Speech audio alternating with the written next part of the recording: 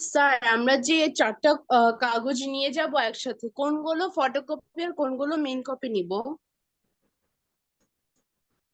কোনটা কোনটা আরেকবার বলো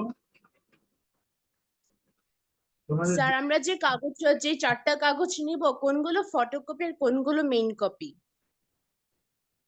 আচ্ছা, কোনগুলো ফটোকপি আর কোনগুলো মেইন কপি? এই যে দেখো এখানে বলে দেওয়া আছে, আমি একবার দেখিয়ে দিই।